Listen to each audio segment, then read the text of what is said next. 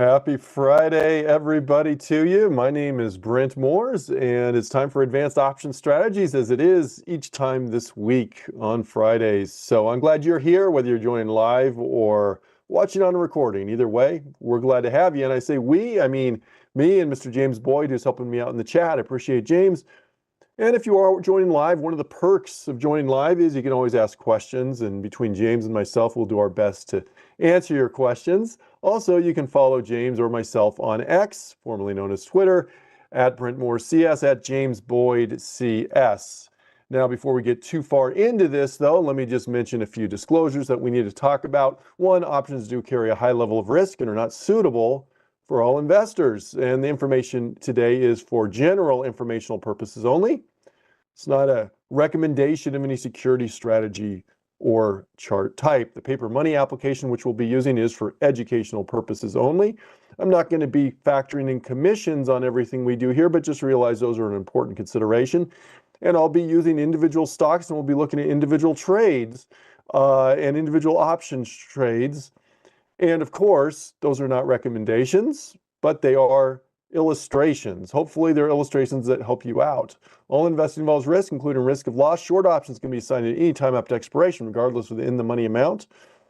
And there you go.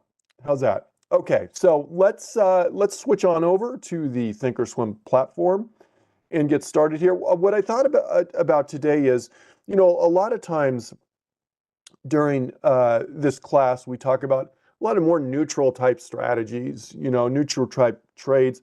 Well, I want to go more directional today. And so in particular, I want to focus a little bit on synthetics, long synthetics and short synthetics.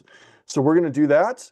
And to get us started, let me just mention one thing here. And that is, I think in terms of directionality, it really starts with trend, right? And in terms of deciding whether you got to decide what your forecast is. And a lot of that is going to depend upon your trend. And so we're going to get to that. But, if you just look at, say, the S&P 500, you probably get a decent sense that it's been trending up. Or we can go to the NASDAQ NDX and see it's been trending up, or even the Russell 2000 small caps, and you can see it's been trending up. You may be able to visually see this, but some people will use moving averages to help you with the trend. That's fine. I don't really care. There's other indicators. ADX is a way to help decide the strength of a trend. I have a 20 and 50-day moving average on here, by the way, just to orient you on this. The green is in 20, the red is in 50. But the market as a whole has been trending up, but some stocks definitely are not. And we're going to go to some of those examples. But before I do that, here's what I want to mention. I want to mention, I mentioned different strategies that we could potentially do. And when we talk about bullish strategies, one way is simply, and this is not necessarily we do a lot in this class because this is an advanced options strategies class, but you can do long stock. And if you do long stock, essentially what you have for 100 shares of stock is you have 100 delta on there, okay? So that's, for those of you who are maybe newer to this, delta just tells you how much movement you're going to get in whatever you're buying as compared to a $1 move in the stock. So if you have 100 shares of stock, you get a $1 move in the stock, your portfolio will go up $100. If the stock goes down, then we'd lose about $100. Okay, so that's delta. Long stock. Most of you are probably familiar with long stock enough to that makes sense to you, hopefully. So let's do this. Let's go on to something else. Let's say we're not doing long stock. A topic that we're going to talk about today, and I'll talk about this in more detail here in just a little bit. Synthetic, make sure I spell that right. We're also going to get roughly 100 delta. And I'm going to just put, for clarifications, I'm going to make that a long synthetic there. You have to forgive me. I have a little congestion, so I may cough a few times during our presentation today, but I will be fine, and hopefully I'll try and mute myself if I can on that. Now, so roughly we're getting about the same movement out of a long synthetic as we do long stock, same ballpark. Well, there's other very directional option strategies. So for example, we could do long call, just a straight long call. What's our delta on our long call? Well, it just depends on the strike price. If we buy a option that's at the money, buy a long call at the money, then our delta is going to be 50. If we buy it a little bit in the money, maybe it'll be closer to 50. So, when I write 50 to 70, it's, I'll put ish there. So I don't know exactly what it's going to be. It's going to depend on whatever strike price you choose, but that's a less it's a less bullish in the sense of you're going to get less movement out of it than just the long stock. Okay, and realize for any of these, obviously our goal is right now for these bullish stocks for them to go up, but of course it can go down too. And then we can go to, say, down the spectrum here, vertical spreads, either long or short vertical spreads, and we may have again, the delta is going to differ depending on what strikes you do, but the delta may be, I don't know, it just depends on the strikes, but 10 to 20-ish, we'll say, on that, okay? And so you can see if you're bullish on something and you do a vertical spread, and the stock goes way up, you're likely to get much less movement out of it, much less gains than if you do one of these on the higher end of the spectrum. So in terms of the spectrum, most bullish would probably be near the top in terms of movement, and then you're getting less bullish movement out of as you go down the list here a little bit, okay? And if you have any questions, feel free to type those questions in the chat. Now let's move. Now I'm not going to include every potential strategy in here today, but I thought, let's talk about some of these others. There's neutral strategies, there's calendar spreads, or there's iron condors, or there's butterfly spreads, okay? And so all of those we're going to kind of deem those to be kind of neutral. Now, it may not have a delta exactly zero, but it's going to be in the zero range. We've talked in past sessions how to make those a little bit more directional, but there's our delta on those. Let me just compress this just a little bit here. Actually, I'm going to zoom out just a little bit. I want to make it so you guys can still see it, but I also want to fit enough on the screen. Hopefully you can see that fairly well. Okay, let's go to bearish strategies. Well, you could do short stock. Now, we don't teach short stock a lot in this class, in any of our webcasts, just because there's this theoretical unlimited risk on those. But realize that in that case, for 100 shares of short stock, you'd have a delta of about a negative 100. Well, you'd have a delta of exactly negative 100, I should say, on that. Similarly, you could do a short synthetic, which I'll tell you how to do in just a little bit. That would have a similar delta. So this would be very bearish. This underlying stock goes down $1, it would impact your portfolio about $100 there. That's short synthetic. And then instead of a long call, we could do a long put, right? Long put. And a long put would have a delta, well, probably negative 50 to 70-ish. Now, you can do them out of the money, and it would have a lower delta there. And then finally, just to make this complete, we could do verticals, okay? And we could have a negative, somewhere probably in the range of negative 10 to negative 20-ish.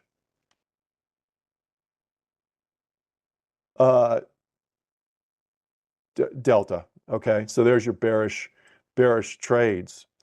So on this spectrum, though, as we talk about this today,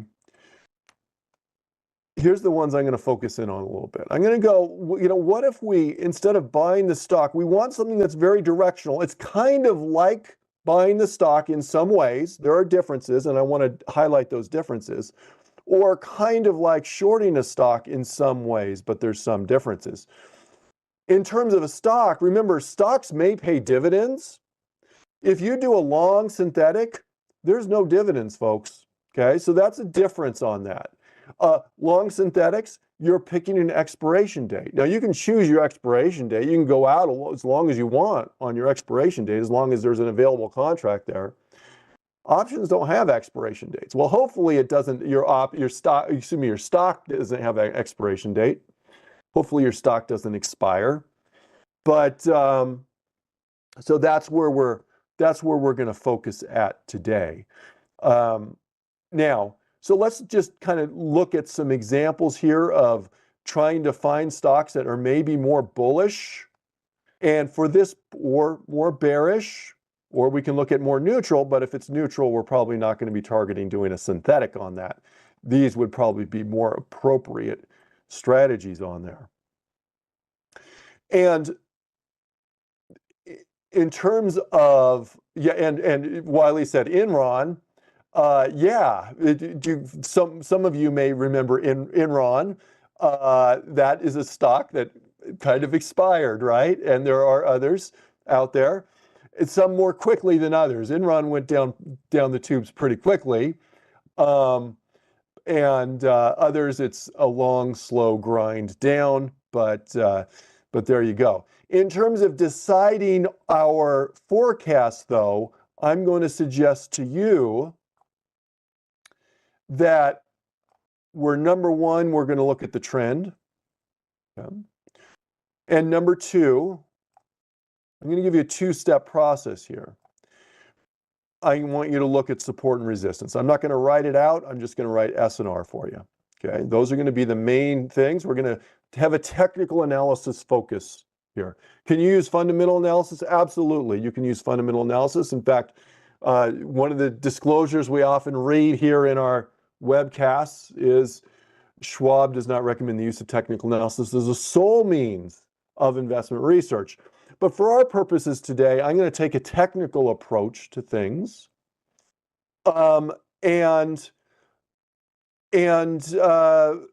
for that technical approach, I'm going to suggest we use a simple two-step process. Now, the two-step process the second step may be kind of a two-step multi-step. Maybe there's a part A and part B on that second step there. But the first step is find the trend. We're going to talk about that. We're going to look at some stocks, try and find their trends, and do that. For assistance, you may consider using, say, moving averages to help you with the trend. Okay? And then when we get to support resistance, I want to suggest check out where the stock is in relationship to your support level and your resistance levels. Okay, where's the stock reside in relationship to those support levels? So that's kind of a two-stepper. Part one, identify support and resistance, and step two, part B of it, I guess, is where does the stock in relationship to those? Okay, so without further ado, let's go and let's look at some charts here. Okay, and you can just simply click on charts and take a look. What's Kraft Heinz? This is just a random pick. I just clicked on this. What's this been doing? Well, it's been going down, right? And I think a lot of you probably don't need any help to identify this as a downtrend. But again, here's a 20 and 50-day moving average. If the moving averages are sloping down and the stock is below that, we're going to call that a downtrend, and it's going to fall more in the bearish category. Okay? Simple enough. We're starting with trend here. Let's look at some with maybe an upward trend. How about NVIDIA? NVIDIA came out with earnings two days ago, and it kind of mixed. We've been down a little bit here, down today, down 3.5% today. But what I would say is one day does not a trend make, and the general trend has been, this is what we've seen with the general trend, and that is we've seen lows and higher lows and higher lows. And it keeps creating these higher lows. And you could say the same thing on highs, high, higher high, higher high, higher high. Now, that is kind of the technical definition we're going to call a trend. Higher highs, higher lows, of an uptrend, higher highs, higher lows. Or a downtrend, we'd say lower highs, lower lows. So you can use that. You can kind of visually look. You can also use those moving averages to help you out a little bit there. And if the stock is above upward sloping moving averages, we're going to call that an uptrend. Let's look at some others. Here's another little stock you may have heard of called Tesla. Tesla's been going up, series of higher highs, higher lows. We're above upward sloping moving averages. There you go. Let's look at maybe, we'll go a couple more. American Express, just to try and drill it in. This is the trend. This is the kind of trend a lot of technical traders look for. So if we find a trend such as what we see here on American Express, we're more likely to do a more strongly directional trade, such as the ones that were on our list earlier, as opposed to one of those more neutral strategies. Okay, now in the chat, Alan said, where do diagonals fall? Because I said, this wasn't an exhaustive list, right? Where do diagonals fall in that? Diagonals typically fall kind of in between the neutral. They become a little bit more directional. So they're probably a little closer to the vertical range of things.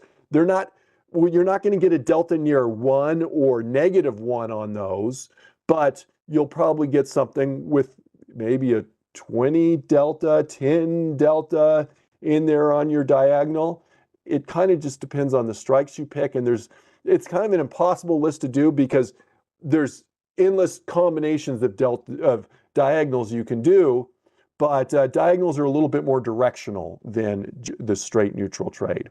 Let's take a look at maybe something. Let me see. Let me do another one. Here's another one that's kind of popular of late.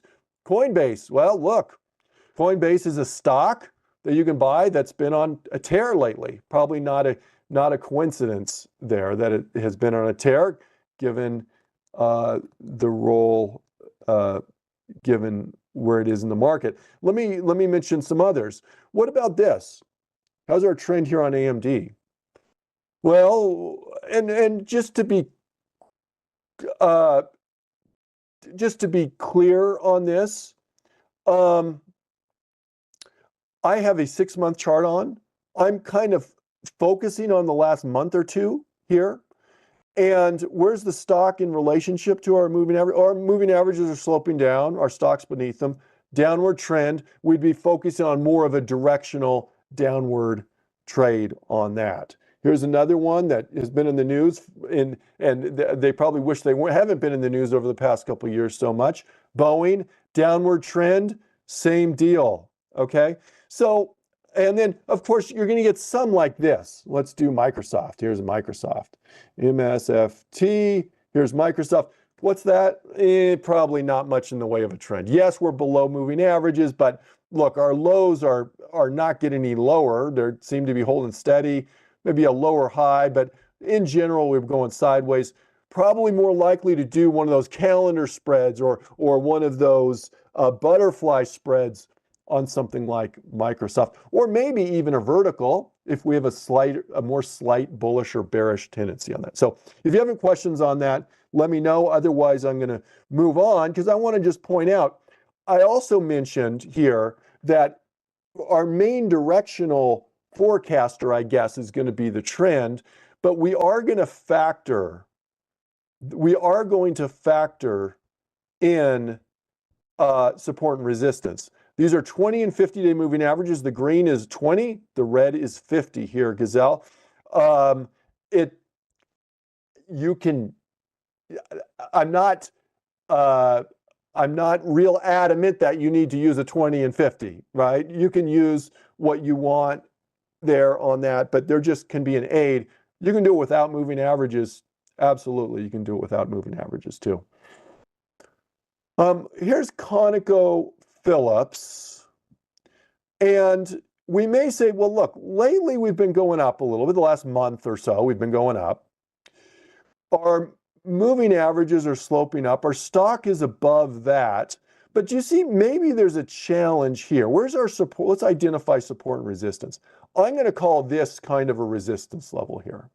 Now, you may quibble with me a little bit and say, well, it should be a little higher, a little lower, or something like that. But I think this is probably a reasonable resistance level here.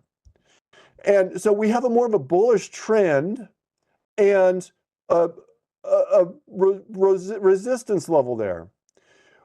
Would that may give us a little pause before we jump full in on the trade on that. So we want to be cognizant of resistance and cognizant of support here. Let me give you one more example, then I want to go to actual trade examples here that we may look at. Here's Procter & Gamble. Remember, we're going to look at trend, but we're also going to look at support and resistance. Look how far this has come up. And I don't know exactly where support would be, but like this has gone up so far, so fast. In addition to, maybe there's some potential resistance. That's probably not the bigger issue. We've probably extended a ways above support here at this point. So that may give some traders pause there on a trade like that. Okay? All right, let's move forward and let's actually talk about doing a trade here. And the trade I'm going to be doing is, let's do, say, like a long synthetic. So what a long synthetic is, okay, what a long synthetic is you are long a call, and you are going to, the same time, you're probably going to buy probably the same strike price, same expiration date, you're going to short a put. And when you do that, the long call, let's say we do a long call right at the money. Well, that's going to have about a 50 delta, okay? And if we do a short put that's at the money, since it's a short put, our delta is going to be positive. It's a short put. That's probably going to have about a 50 delta, right? If they're at the money. Now, maybe they're a little higher, maybe they're a little lower, but that's what we're looking at. The net delta then is going to be about 100. Okay? It's going to be, that means if the stock goes up a couple points, we'd probably make a couple $100 on it. If the underlying stock goes down a couple points, we'd probably lose a couple $100 on it. Remember, there are expiration dates that we're going to pick, and we'll do that in just one sec, but that's that. Okay, let me just address a question in the chat. Then I want to go and look at our specific example here. The question is, hey, this liquid options watch list, I can't give out a script for a watch list. I'm not allowed to, but I'll tell you how to do this own watch list. All I did was I went to S&P 500 stocks. Okay, I ran a scan. Stock Hacker, go to Stock Hacker. I ran a scan for S&P 500 stocks, penny increment options, and volume, average volume, I think I did 5 million. Okay, that's it, 5 million. You'll get this list. Run that scan, save the scan, and that you'd get, save the scan, and then it saves automatically as a watch list. All right? Okay, why not just buy 2 calls versus a long call and put? Okay, Thea, good question. So I said, if we do the 2 calls, if I buy 2 calls, I can buy 2 calls, buy that, but it's going to look quite different. The whole trade is going to look very different if we do that, and I'll show you why. Remember, one advantage of stock is there's no theta, there's no time decay with stock, right?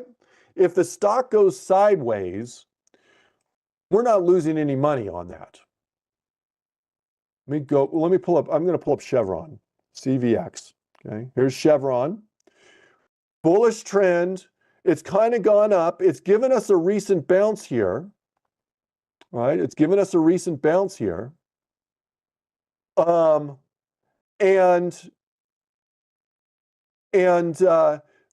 Great. So we're going to call that bullish. Now, if I do buy a stock there's no time decay against us.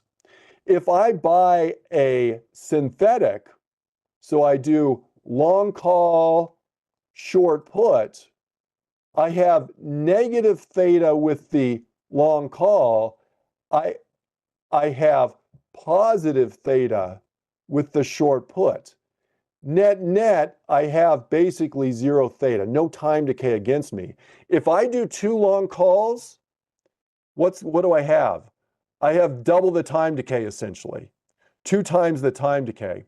And so there is a difference between doing, that's not the only difference, but that's one of the principles why you may want to do a synthetic versus buying the stock. Furthermore, if I buy a call, okay, if I buy a call, and I'm just going to go out, we'll go out 91 days on this, okay?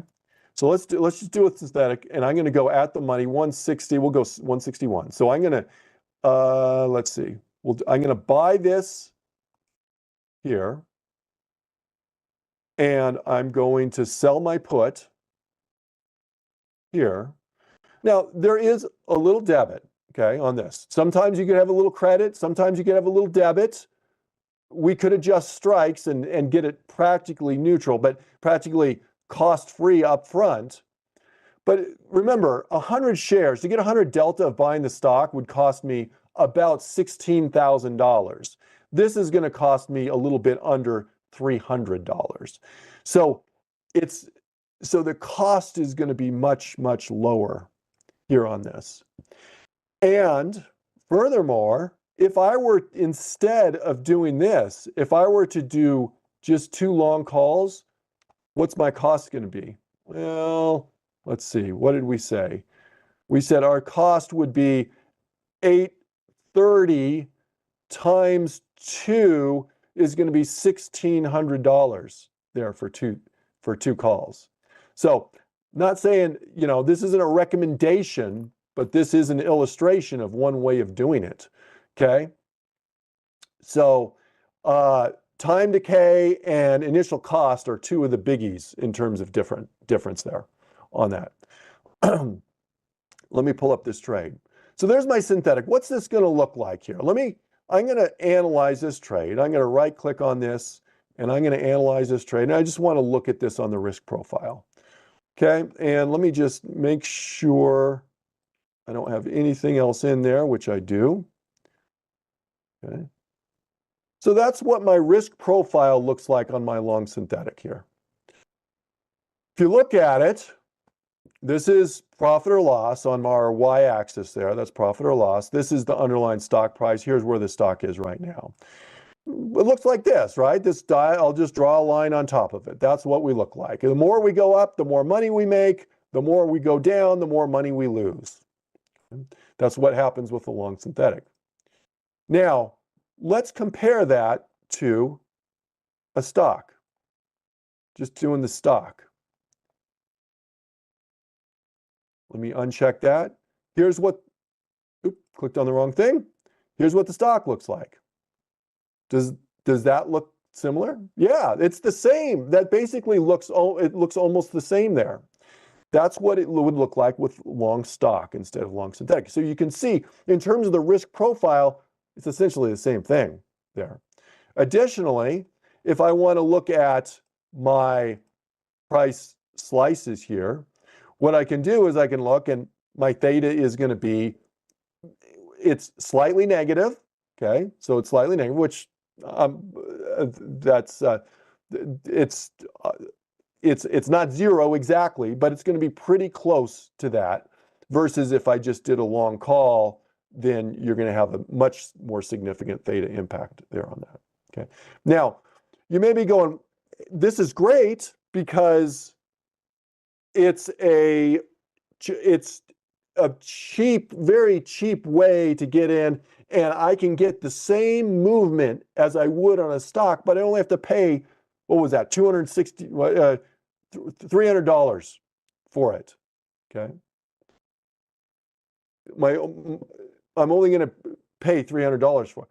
But keep in mind, yes, this is just going to be a much more leveraged trade. So it's not all great. Leverage is great. If I can pay $300 and I can see a huge profit if the stock goes up, you know, say at $2,000 if the stock goes up to 180, that's great. But keep in mind, if the stock goes down to, you know, 145, then that $300 can quickly turn into negative $2,000. So it's a much more leveraged trade, and you're not limiting the risk by putting out a lesser amount up front. Okay. Now, question: does selling a put at the money risk early assignment? Short options can be assigned at any time until expiration. There are factors that are going to increase that risk. So what I have to say is, although theoretically it is possible, buying a February option that's at the money, could it be assigned now? Selling a February option that's at the money could be assigned now? It could. The odds would be extremely slim that it would be. What increases the odds of early expiration are the amount, number one, kind of the amount of extrinsic value. If the amount of the lower the extrinsic value, the higher the odds of early assignment. Extrinsic. Okay, lower. So how are we getting lower extrinsic value? If it goes deep in the money, would tend to lower the extrinsic value. And as we approach close to expiration, would give us less extrinsic value. Okay. Right now we are at the money and we're not close to expiration. So as you get deeper in the money and as you get closer to expiration, then that's going to increase your chances of being assigned. Okay, good question on that. But right now, it is theoretically possible, so I can't say there's no way that it would happen, but because there's always that chance, but that's the chance there on that. Okay. Don said, with zero theta, what is an appropriate time frame when the strikes are at the money?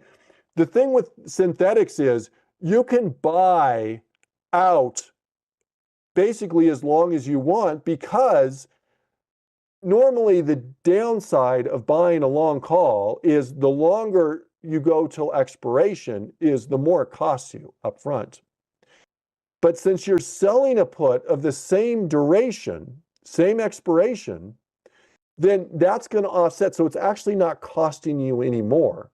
There is still an expiration, and that's one of the differences between it and buying the stock. So you can't completely fall asleep at the wheel. Also, you have that risk, so you're probably going to want to decide, when am I going to get out of this trade and do something with that. But there we go. That's how that goes. Now, how are we going to manage it? The way we're going to manage this trade is we're going to manage it a lot like we would a stock, because it's similar to stock. But realize that when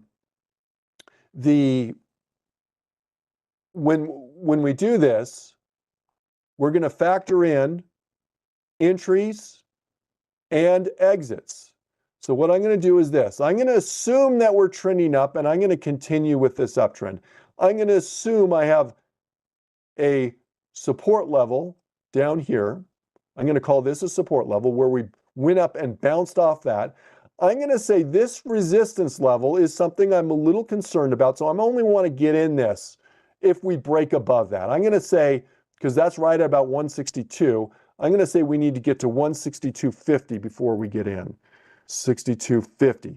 That's going to take care of my support and resistance considerations on that.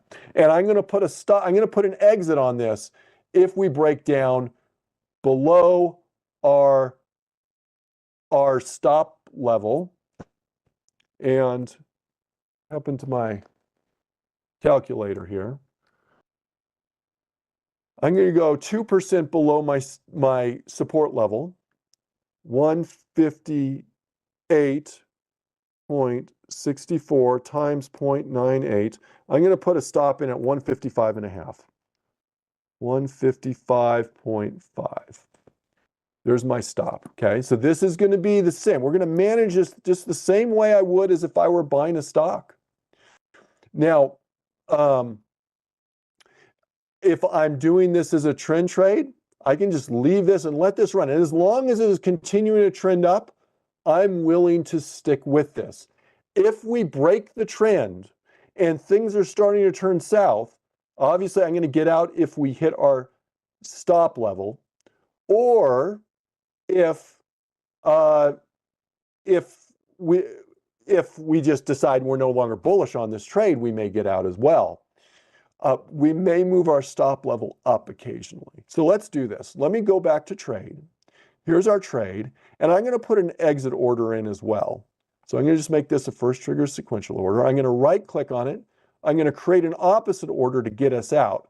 On this order to get in, we said, I'm only going to get in if, I'm going to click on my little gear here.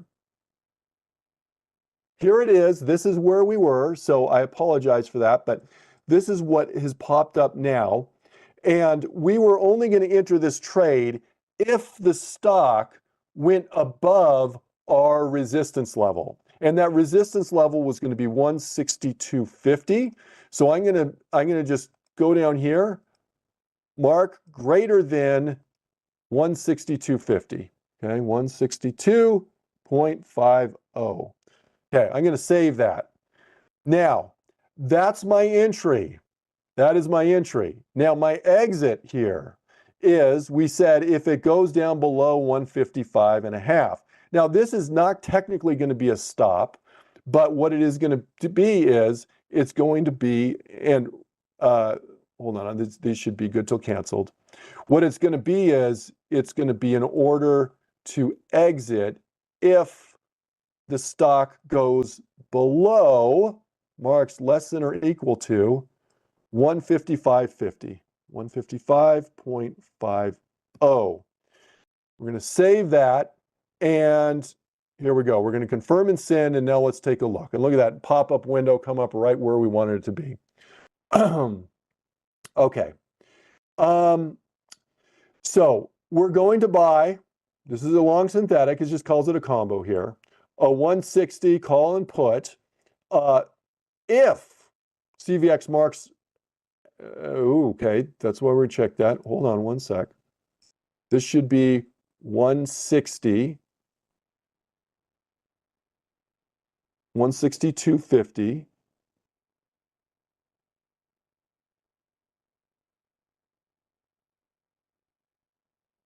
If it marks above 162.50, and we're going to sell if it moves at or below 155 and a half.